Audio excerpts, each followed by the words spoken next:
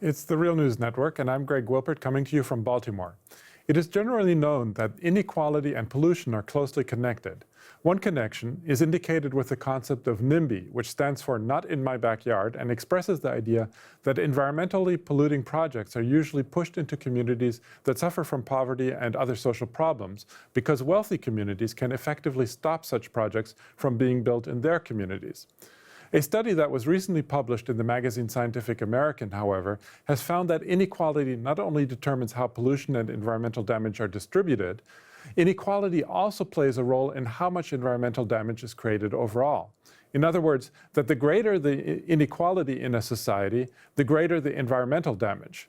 The article is titled "The Environmental Costs of Inequality" and was written by James Boyce of PERI, the Political Economic Research Institute at the University of Massachusetts Amherst. Professor James Boyce joins us now from Amherst. Thanks for joining us today, James. Thank you for having me. So, what is the link between inequality and environmental damage? Well, the way to get a handle on that link is to first realize that when we're talking about environmental damage, we're not only talking about people damaging nature, we're also talking about people harming other people. And so we can think about the relationships among people as having something to do with how much damage and when that damage occurs or doesn't occur. So whenever we encounter a case of environmental degradation, be it pollution or natural resource depletion, we can ask ourselves three basic questions. The first is, who is it who benefits from these activities that degrade the environment? If no one was benefiting, they wouldn't be happening. The second is, who's harmed by these activities? If nobody's being harmed, it wouldn't be a problem, at least from the standpoint of human well-being. And thirdly, why is it that those who benefit from these environmentally harmful activities are able to impose these costs on others? Those are the three basic questions that set us up for understanding how inequality plays a role. Because when we ask why some people are able to impose these costs on others, the answers have to do with inequalities of wealth and power between those who are creating the environmental problems and those who are on the receiving end of the environmental harms that occur as a result. In some cases, that's because the people who are being harmed are in future generations who aren't here to defend themselves. In some cases, it's because the people who are being harmed don't really know what's going on. They may know their kids are getting sick, but they don't know why. And in some cases, in many cases, in fact, the people being harmed are here today. They know what's going on, but they simply don't have the power, the political power or the purchasing power to prevail in contests over what should and should not be done in our use and abuse of the environment. So the basic story then is that in a situation where you have bigger inequalities of power and inequalities of wealth that go hand in hand with inequalities of power, you tend to have wider disparities between those who are imposing the costs and those who are on the receiving end of the costs, and therefore you tend to get more environmental degradation because the beneficiaries of those activities can get away with it. So you looked into the research on this. So what's the evidence for this linkage, that greater inequality in the distribution of wealth and power leads to greater environmental harm? Great question. There's been an accumulation of a fair amount of evidence on this now at multiple levels. So those include at the international level, at the level of the US states, and at the community level. At the international level, there have been a number of studies that look at various indicators of environmental degradation, like biodiversity loss or air pollution or water pollution, and try to understand why countries differ in the extent of those environmental harms. And those studies very often find that one of the most important things affecting the levels of environmental degradation is inequality. Inequality in the distribution of income and inequality in the distribution of political power. So we can see that at the international level, and I cite a few of those studies in the Scientific American article that you alluded to earlier. At the level of the 50 US states, colleagues and I did a study, this goes back almost 2 decades now, where we looked at variations across the states in the strength of environmental policies and in environmental quality that was related to those different policies. And we asked the question, is it the case that states where there are bigger disparities of power tend to have weaker environmental policies? We thought there might be, but we wanted to test that idea statistically.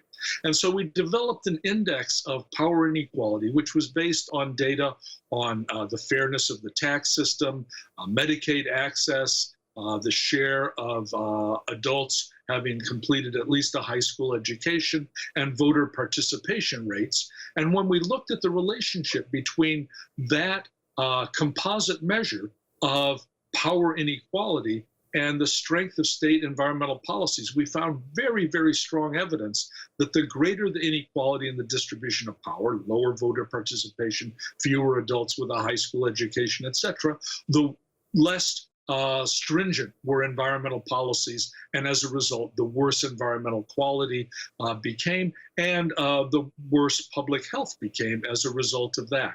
So there's evidence at that level too. And then finally, at the community level, we can see evidence that in metropolitan areas in the United States, for example, that have higher levels of disproportionate impacts of pollution on racial and ethnic minorities, on people of color.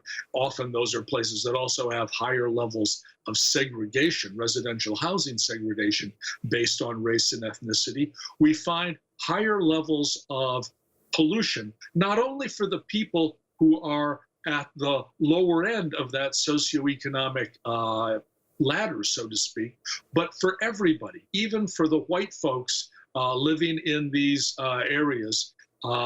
There tends to be more pollution than in the case where there is less disparity and less segregation. So in all these cases, the evidence seems to be consistent with the basic hypothesis, which is that where inequality in the distribution of wealth and power is great, environmental problems are also going to be big. So this actually touches on the next question, which is, well, how actually do your findings connect to the issue of environmental justice? Well, environmental justice, especially in the United States, where the term was coined, I believe, primarily deals with the disproportionate impacts of pollution and other kinds of environmental harms on people of color and on low-income people, including low-income white folks. And there's a wealth of evidence now that systematically those who have lower than average incomes and communities that have higher than average percentages of African Americans and Latinos and Native Americans tend to have greater pollution exposure and experience more environmental harm. We can also see that those environmental disparities in fast motion, so to speak, when we look at what happens during natural disasters. Hurricane Katrina was a real object lesson in environmental injustice, because we know that the whole city got hit by the hurricane, and yet the people who died were predominantly low income and predominantly African American. So those disparities are well documented. And if it's the case, as I've suggested, that the patterns and extent of environmental degradation have to do with disparities of power between the beneficiaries and those on the receiving end of environmental harms, this is exactly the kind of pattern we would expect. So what we can expect is that environmental harms aren't going to be distributed randomly across the population. It's not like rain that just falls, indiscriminately on everybody's houses. No, it's specific, it's targeted. Obviously not perfectly targeted, but there are disproportionately high exposures to environmental harms on the part of those who have the least power and the least wealth with which to resist that imposition. Now, if more inequality leads to more environmental degradation, and if more environmental degradation leads to more environmental harm, are things just going to go from bad to worse? And are we caught in a kind of death spiral from which there is no escape? That's a great question, too. There's always a danger. These things are, as you say, mutually reinforcing. And if we have more inequality, we're going to get more environmental harm. That's going to produce more inequality as it damages people's health and income opportunities and so on. On the other hand, we could have a virtuous circle where we get less inequality and less environmental harm that in turn produces less inequality and so on. So the question is it possible to turn these from vicious circles into virtuous circles? And if political economy said there was no way we could turn those around, it would be a dismal science indeed. But the reality is, of course, that throughout history, we've learned the lesson that people can and do change the way that societies operate. They do so by changing balances of power within society. So if we think about the history of our own country, if we think long term, if we think back to the abolition of slavery, or if we think back to the movement which gave women the right to vote, or if we think in the beginning of the 70s and environmental legislation that came after that, none of those things just happened. They didn't just fall from the sky. They happened as a result of really active mobilization on the part of the public, demanding change, demanding action. And that is what can change balances of power and change our outcomes. And so I think we can be inspired by that history. We can learn from that history and we can build on it. And in trying to address the widening inequalities that we experience today and the environmental degradation that we experience today, we can take a certain amount of heart from the fact that people have confronted challenges equally great, if not greater, in the past. And they've prevailed. They've overcome those challenges. And if we get together, we can do it too. Now, finally, for my last point or question, do you see a link between your research and climate change? That is, just recently the U.S. government released an interagency report on climate change, which the White House, by the way, is trying to ignore as best as it can. And this report shows a clear danger that climate change represents for the U.S., but it doesn't relate it to the issue of inequality. Now, if you were to extrapolate from your findings on inequality and environmental damage, how would it relate to the issue of climate change? Yeah, I think the connections are certainly there, and unfortunately they'll become more and more apparent as the impacts of climate change become more and more apparent. So first, of course, what we already are seeing, and we'll see more of, is the fact that the impacts of climate change, the harms that that inflicts on people, will again not be randomly distributed across the population.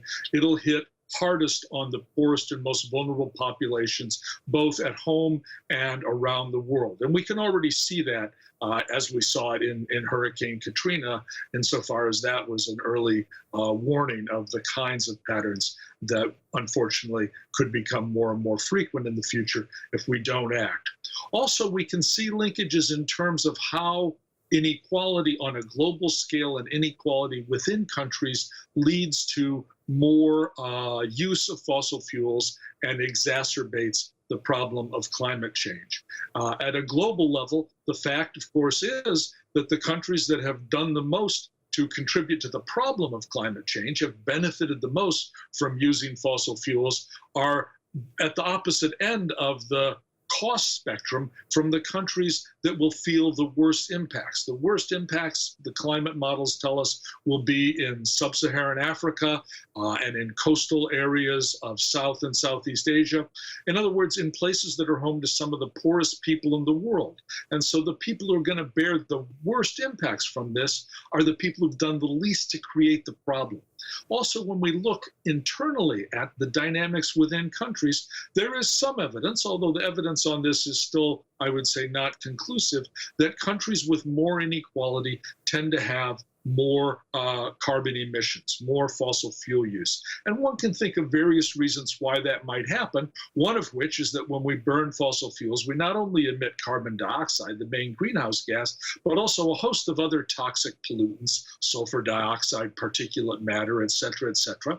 And these things are negatively impacting people within the country here and now. And where the power disparities are greater, it's easier to get away with befouling the air that other people breathe. So that's one of the connections. Another possible connection, some have hypothesized, is that there's a kind of keeping up with the Joneses mentality, which is exacerbated by inequality and widening inequality, and that stimulates people to consume more and more fossil fuels, among other things. I mean, there could be a variety of ways in which this connection operates between inequality within communities and within nations and the level of carbon emissions, as well as the more obvious way it operates internationally.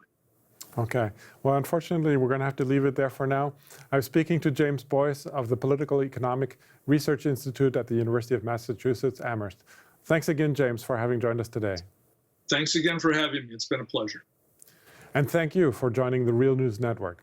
If you like news stories such as this one, please keep in mind that we have started our winter fundraiser and need your help to reach our goal of raising $400,000. Every dollar that you donate will be matched, and unlike practically all other news outlets, we do not accept support from governments or corporations. Please do what you can today.